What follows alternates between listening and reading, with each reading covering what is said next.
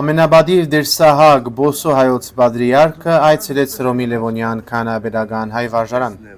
Հռոմ մայիս 18, 2025 թվականին Սահակ պատրիարք եղբայրական այցով այցելեց Հռոմի քահանայապետական Լևոնյան հայ վարժարան։ Նրան հանդիսավորությամբ դիմավորեց Դանանգիլիգիո կաթողիկի հայոց նորին ամենաբադիր քիրերջանիկ տերտեր Ռաֆայել Պետրոս 21-րդ կաթողիկոս պատրիարքը հրաշափարի արարողությամբ։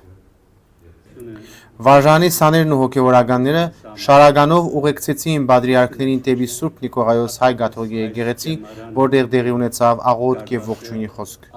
Կաթողիկոս պատրիարքը ողջունեց Սահակ պատրիարքի այցը, ընդգծելով հոգևոր համագործակցության կարևորությունը։